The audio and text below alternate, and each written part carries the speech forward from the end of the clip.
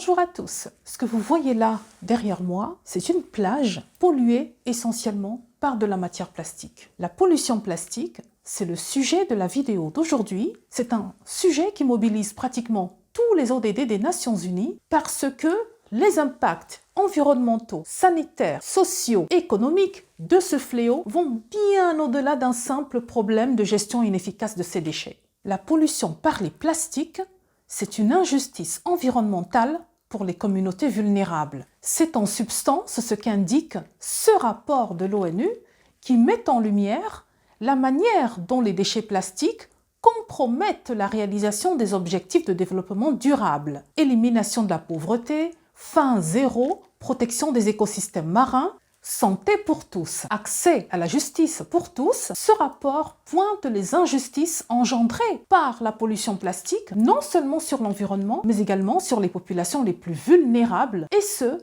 à toutes les étapes du cycle de vie du plastique. Cette vidéo est donc une modeste contribution pour la sensibilisation à ce fléau qui mobilise aujourd'hui la planète entière et dont on a, il faut le dire, un peu tardé à se rendre compte de la gravité. Avant d'entrer dans le vif du sujet, laissez-moi vous raconter l'histoire du monstre de Frankenstein. Frankenstein, ou le Prométhée moderne, c'est un grand classique de littérature, considéré d'ailleurs comme le précurseur de la science-fiction, publié pour la première fois en 1818 par la jeune romancière anglaise Mary Shelley. C'est dire que 200 ans après, on continue encore aujourd'hui de s'interroger sur ces créations qui sortent des laboratoires et qui nous échappent complètement. Voici l'histoire. Robert Walton, qui est à la tête d'une expédition en direction du pôle Nord, se retrouve embourbé, pris dans la glace avec son bateau. C'est alors qu'il voit arriver un homme en grande détresse, visiblement presque à l'article de la mort, comme égaré sur la banquise.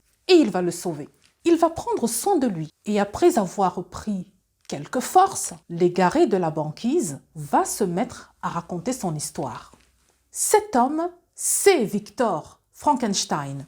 C'est un savant qui est fasciné par toutes sortes de découvertes macabres qu'il expérimente dans son laboratoire avec des cadavres qu'il récupère dans les cimetières voisins. Pas très ragoûtant, je vous l'accorde. Il raconte qu'il a découvert le secret pour donner la vie. C'est alors qu'il va créer, par l'assemblage de chair morte, un monstre, une créature tellement laide et tellement hideuse qu'elle va lui-même l'effrayer au moment où elle prend vie. Frankenstein s'enfuit. Il prend ses jambes à son cou, complètement paniqué par ce qu'il vient lui-même de créer. S'ensuit alors une course-poursuite complètement folle entre les deux. Le monstre décide de se venger de son créateur qui vient de l'abandonner en tuant ses proches. Voyez-vous où je veux en venir en vous racontant cette histoire? La pollution plastique, c'est comme le monstre de Frankenstein. C'est l'histoire d'un matériau dont les créateurs n'ont pas anticipé la fin de vie et qui se retrouve aujourd'hui en train de causer d'énormes dégâts sur l'environnement. Le plastique est partout dans nos vies. Il suffit de regarder autour de soi. On le retrouve dans les emballages, les bouteilles, les voitures, les jouets, les smartphones, l'électroménager. Même dans les vêtements que nous portons, on retrouve du plastique. Je vous l'ai dit, le plastique est partout. Dans la vaisselle, les fournitures scolaires, les ballons de foot, dans la peinture, dans les produits d'hygiène, en médecine, les masques, les gants, les seringues, les pansements, les prothèses. Même mes bagues dentaires contiennent du plastique. Il existe plusieurs sortes de plastique regroupées en 7 familles que l'on retrouve pratiquement dans tous les domaines de l'activité humaine, sans exception. Chaque objet en plastique que vous tenez dans vos mains ou que vous avez chez vous à la maison est normalement marqué, identifié par un symbole qui représente un chiffre à l'intérieur d'un triangle à 3 flèches. Chaque numéro représente donc le type de résine qui a été utilisé pour la fabrication de cet objet. Le triangle numéroté 1, par exemple, représente le type de résine qui est utilisé pour la fabrication d'emballages de bouteilles gazeuses, de l'eau minérale ou encore des emballages alimentaires parce que cette résine, elle est légère. Regardez en dessous des bouteilles d'eau, vous le verrez ce symbole. À l'origine, le plastique est plutôt une belle invention puisqu'il nous facilite la vie. C'est vrai, c'est un matériau extrêmement polyvalent, il est léger, il est malléable et il est surtout très bon marché. C'est d'ailleurs la raison pour laquelle il se multiplie aussi rapidement. Prenons quelques exemples. Dans l'automobile, certaines pièces métalliques trop lourdes sont remplacées par leur équivalent en plastique, ce qui rend le véhicule du coup beaucoup plus léger et aussi beaucoup moins polluant. Allons faire un tour dans nos frigos. Les plastiques sont de parfaits alliés anti-gaspillage. Si, les plastiques sont parfaitement adaptés à l'emballage des denrées alimentaires puisqu'ils prolongent la vie des aliments et du coup nous évitent de les jeter. En médecine, aujourd'hui, tous les professionnels de santé utilisent du matériel en plastique à usage unique, ce qui facilite vachement l'exercice du métier. Vous vous imaginez s'il fallait stériliser tous les gants, les masques, les pinces anatomiques, les ciseaux coupe-fil, les seringues, les bonnets médicaux qui sont utilisés tous les jours en médecine? Alors oui, comme on vient de le voir, le plastique a beaucoup d'avantages. Le problème, c'est que les ingénieurs qui ont créé quelque chose de formidable, quelque chose de génial qui allait révolutionner nos vies, n'ont pas traité la question de savoir qu'est-ce qu'on fait de ce matériau lorsqu'il est réduit à l'état de déchet. Qu'est-ce qu'on fait lorsqu'on ne peut plus s'en servir? C'est ça la réponse à cette question que nous sommes tous confrontés aujourd'hui. Le problème de la pollution plastique est devenu global. Tous les océans du monde sont contaminés. Ce sujet ne peut plus être évincé de la discussion. Nous devons en parler. Regardez ces chiffres vertigineux fournis par l'ONU. 500 milliards de sacs en plastique sont utilisés chaque année dans le monde. 13 milliards de tonnes de plastique se retrouvent dans les océans chaque année. 100 000 animaux marins sont tués chaque année par le plastique. Je vous propose cette vidéo qui a fait le tour du monde en 2015. L'histoire d'un déchirant sauvetage d'une tortue marine par des soigneurs au Costa Rica qui ont eu toutes les peines du monde à lui extirper des narines une paille en plastique qui s'y était logée. Regardez.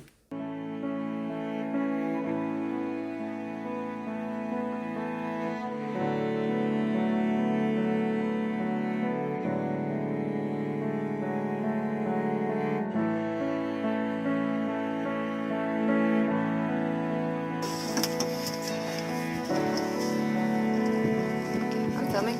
You can go for it, Mr. Surgeon.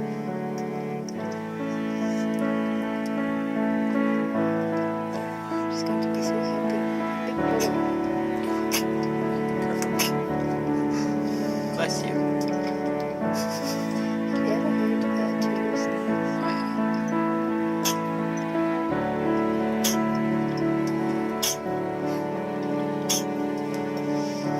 You know what this is? What is it? Green.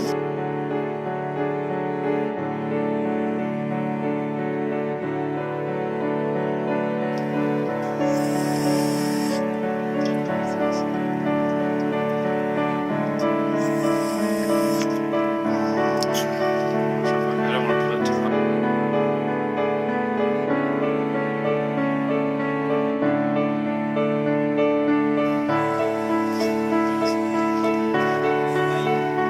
Yeah, could you, one of the swabs, the sterile swabs, could you like put them into the iodine and then we're just gonna try to clean it?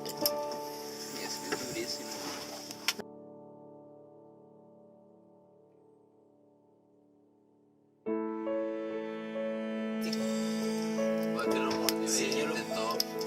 Sí, yo ahorita lo mordí. Yo lo mordí ahorita y es plástico. He bit on.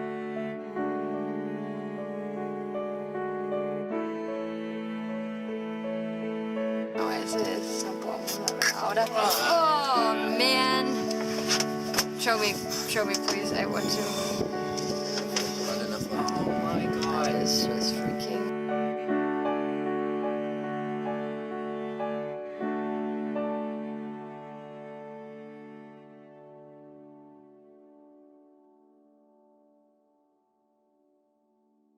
Si vous aussi vous avez été choqué, ému par ce que vous venez de voir, alors dites-vous bien que rien n'est perdu.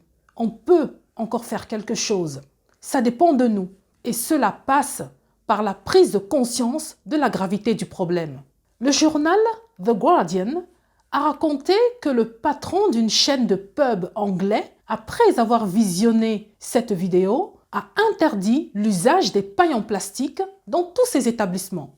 Cet autre rapport, publié en 2020 par l'Environmental Investigation Agency, nous apprend que chaque année, 12 millions de tonnes de plastique se retrouvent dans l'environnement marin et que cela n'est pas sans conséquence sur la biodiversité marine, que cette pollution menace non seulement la sécurité alimentaire, mais également le développement durable et la santé humaine. La santé, oui, parce que ces déchets se fragmentent en microplastiques dans les mers, les océans, les lacs, les cours d'eau, qui sont ensuite ingérés par les espèces marines qui, elles, à leur tour, se retrouvent dans notre assiette. Et donc, sans même s'en rendre compte, ce que nous jetons à la mer finit par nous revenir dans notre estomac. Et c'est en cela que la santé humaine est menacée, puisque pour la première fois en 2022, des microparticules de plastique ont été retrouvées dans les poumons de personnes vivantes. 11 patients sur 13, très exactement, qui ont été prélevés par une équipe de chercheurs britanniques. Sur 13 prélèvements, 11 se sont avérés contaminés par des microplastiques. C'est cette inquiétante découverte qui a été révélée par cette revue scientifique Science of the Total Environment en avril 2022.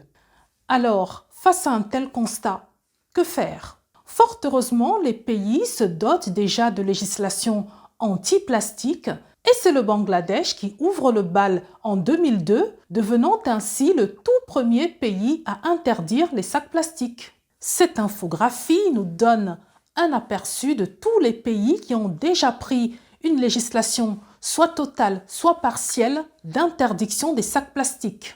Parmi ces pays, citons le Rwanda, pilier en la matière en Afrique, qui légifère dès 2008 sur l'interdiction d'importation, de fabrication, d'utilisation et de vente des sacs plastiques, qui punit d'emprisonnement tout contrevenant à une peine allant de 6 à 12 mois, ainsi que de fortes amendes pouvant aller jusqu'à 500 000 francs rwandais.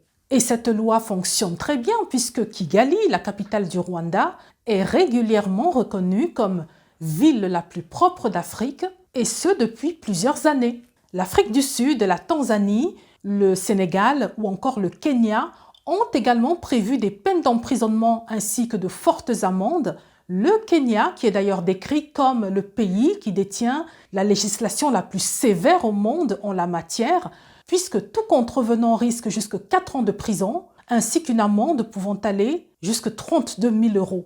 Le Cameroun maintenant. C'est en 2012 que le gouvernement rend publique une décision portant interdiction de l'utilisation des emballages plastiques non biodégradables de moins de 60 microns, décision qui va entrer en vigueur en 2014, mais dans les faits, rien n'a changé.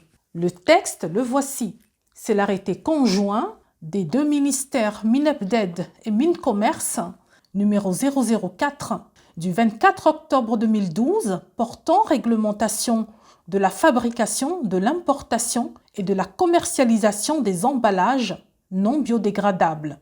2 ministères ont donc pris cet arrêté. Dans les faits, les emballages plastiques non biodégradables n'ont jamais eu autant le vent en poupe au Cameroun. Ils ont fait leur grand retour sur les marchés, ils se vendent sous cap, mais parce qu'en réalité, il ne suffit pas d'interdire, il faut proposer aux populations des alternatives, comme par exemple la distribution gratuite de sacs réutilisables. C'est la raison pour laquelle les ONG environnementales appellent le Cameroun à aller vers une interdiction stricte du plastique non biodégradable, eu égard aux récurrentes inondations qui endeuillent chaque année le pays, les familles, du fait de l'accumulation de ces déchets dans les drains, ce qui empêche l'eau de s'évacuer normalement. En France maintenant, les sacs en plastique à usage unique sont interdits en caisse depuis le 1er juillet 2016. Depuis cette date, seuls les sacs en plastique réutilisables, c'est-à-dire ceux qui ont une épaisseur supérieure à 50 microns, sont autorisés en caisse. Hors caisse maintenant, c'est-à-dire au rayon fruits et légumes.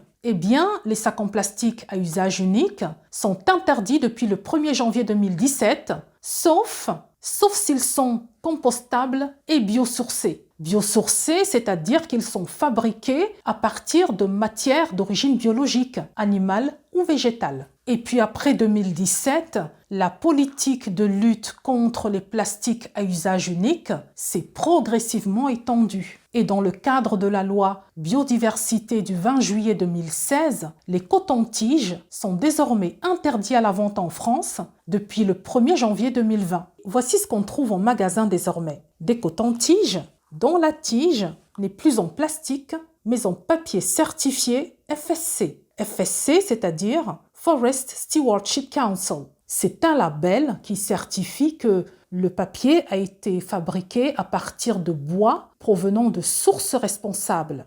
Rappelons qu'un coton-tige en plastique met entre 100 et 1000 ans à se dégrader dans la nature. Vous avez certainement vu cette photo du photographe Justin Hoffman qui a capturé cette image d'un hippocampe doré transportant un coton-tige. Les cotons-tiges en plastique font partie de ces déchets que l'on retrouve en masse dans les fonds marins, d'où l'urgence de légiférer pour les interdire partout. Mais il n'y a pas que les cotons-tiges qui sont interdits en France depuis le 1er janvier 2020. Il y a également la vaisselle plastique, mais aussi l'utilisation de bouteilles en plastique d'eau plate dans la restauration scolaire. Désormais, on ne peut plus servir aux enfants à la cantine de l'eau en bouteille plastique. 2021 maintenant. Depuis le 1er janvier 2021, c'était au tour des confettis, des pailles en plastique, sauf usage médical, des touillettes, des tiges de support pour ballons, de passer à la trappe. De même que la vente en vrac s'installe dans les magasins, dans les super et hypermarchés, où les enseignes sont tenues désormais d'accepter les consommateurs qui viennent avec leurs propres contenants pour faire leurs courses. 2022 maintenant. Depuis le 1er janvier 2022, tous les établissements recevant du public sont désormais tenus d'avoir à disposition une fontaine à eau. Il est désormais interdit d'offrir des jouets en plastique dans les menus pour enfants, comme dans les fast-foods. De même qu'il est désormais interdit d'emballer du thé dans des sachets en plastique non biodégradables, qu'on ne peut plus distribuer des bouteilles en plastique gratuitement dans les entreprises. En 2023, l'année prochaine, dans quelques jours, il ne sera désormais plus possible dans les fast-foods d'utiliser de la vaisselle jetable en plastique pour les repas servis sur place, qui devront donc l'être dans de la vaisselle réutilisable. Alors l'objectif de cette loi, c'est d'atteindre 0 emballage plastique d'ici 2040. C'est la loi AGEC, entendez, anti-gaspillage pour une économie circulaire. L'objectif étant de passer de l'économie linéaire à circulaire. Dès 2024, la loi AGEC va s'attaquer à l'épineux problème des microplastiques dont on a déjà parlé au cours de cette vidéo, avec l'interdiction d'un certain nombre de produits qui en contiendraient, comme par exemple certains dispositifs médicaux ou encore des lave-linges qui ne disposeraient pas de filtres anti-microfibres de plastique. Souvenez-vous, nos vêtements contiennent du plastique et donc, en les mettant à la machine à laver, l'eau qui s'évacue peut contaminer les océans. À l'échelle internationale, il y a quand même de quoi se réjouir puisque 175 nations se sont engagées à élaborer un accord juridiquement contraignant d'ici à 2024. C'était lors de la 5e session de l'Assemblée des Nations Unies pour l'environnement qui s'est tenue à Nairobi au Kenya du 28 février au 2 mars 2022. Ce qu'il y a d'intéressant dans tout ça, c'est que cette résolution porte sur l'ensemble du cycle de vie du plastique, depuis sa production jusqu'à son élimination. Vous avez certainement vu l'image de ce monument de 30 pieds de haut qui trônait à l'entrée du site qui accueillait cet événement. Cette immense sculpture, ce robinet à plastique, Plastic Tap, c'est son nom, qui crache à plusieurs mètres du sol toutes sortes d'objets en plastique. Le message étant de dire qu'il suffit de fermer le robinet pour régler le problème de la pollution plastique. Cette œuvre est signée de l'artiste canadien Benjamin Von Wong, qui ne fabrique ses sculptures qu'à partir de plastique usagé, et dont l'une des créations, celle que vous voyez là, a été choisie par l'ONU pour accueillir visiteurs et intervenants lors de ce sommet. Voici à présent quelques gestes simples que chacun de nous peut faire pour réduire son empreinte écologique en partant de la règle des 3 R. La règle des 3 R, c'est un principe tout simple qui s'applique au recyclage. Réduire, réutiliser, recycler. Reduce, reuse, recycle. Et puisque notre sujet, c'est la pollution plastique, alors on va éviter tout ce qui est jetable et on va privilégier tout ce qui peut être réutilisé. Et d'ailleurs, certaines associations militent aujourd'hui pour le retour des consignes en France. Vous savez, ce système qui était en vigueur jusque dans les années 70 et qui du coup était moins gourmand en énergie puisque en ramenant vos bouteilles consignées en magasin par exemple, elles peuvent être lavées puis réutilisées alors qu'en les jetant, elles seront recyclées et devront être cassées et du coup générer une plus forte consommation en énergie. Les sacs réutilisables qui doivent désormais faire partie de notre quotidien, ça doit devenir une seconde nature, désormais d'aller faire ses courses avec un sac réutilisable en tissu, par exemple, que l'on peut coudre soi-même, ça n'est pas si difficile. Le gouvernement peut, par exemple, allouer un budget aux municipalités pour fabriquer localement des sacs en tissu que l'on pourra réutiliser et les distribuer gratuitement aux populations. Nous devons faire l'effort d'aller vers le vrac. Comme on l'a vu en France, les magasins aujourd'hui sont obligés d'avoir des rayons qui proposent de la vente en vrac. Et le simple fait de venir avec vos propres contenants pour faire vos courses limite du coup les emballages. Et puis le tri sélectif qui doit être encouragé avec des conteneurs de différentes couleurs disposés un peu partout dans les villes pour encourager les citoyens à garder les villes propres. Et puis se doter de législations fortes et ambitieuses afin de venir à bout de ce fléau. Pour finir, je vous invite à regarder Albatros. C'est un film de l'artiste Chris Jordan qui, en 2009, a filmé la tragédie environnementale d'un minuscule atoll au centre de l'océan Pacifique Nord, les îles Midway, très fréquentées par des albatros, qui sont des oiseaux vulnérables, dont certaines espèces sont même classées en danger critique d'extinction par l'UICN. Le film Albatros va même être projeté aux Nations Unies dans le cadre du programme officiel de la Journée mondiale des océans en 2018. Et depuis, le film est offert comme une œuvre d'art gratuite et mise à la disposition de tout le monde, des familles, des amis, des organisations, des communautés, à des fins de sensibilisation.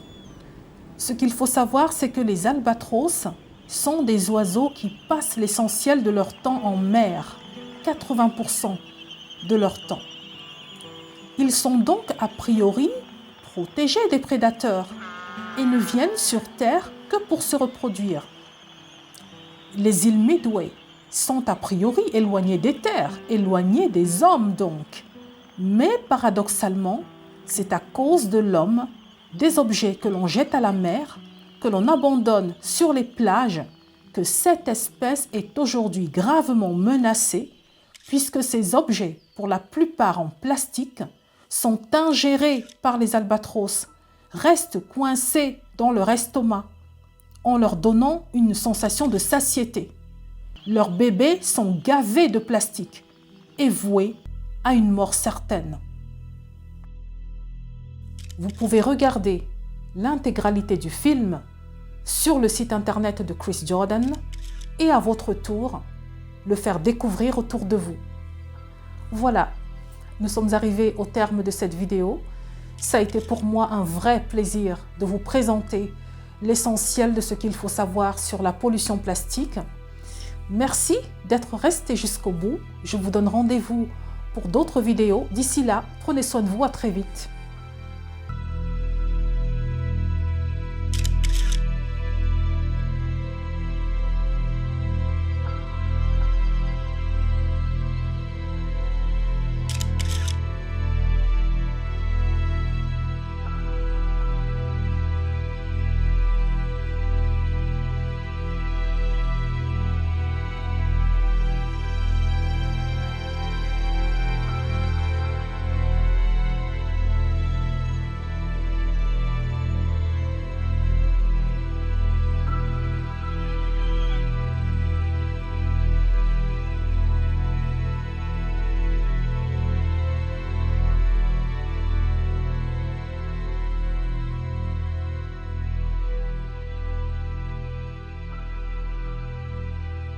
we have the courage to face the realities of our time and allow ourselves to feel deeply enough that it transforms us and our future?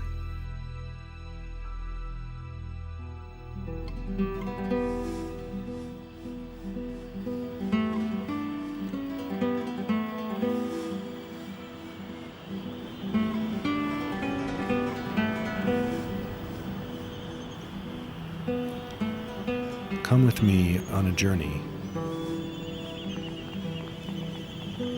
through the eye of beauty.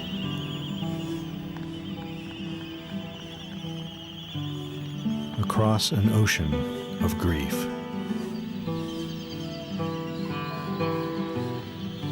And beyond.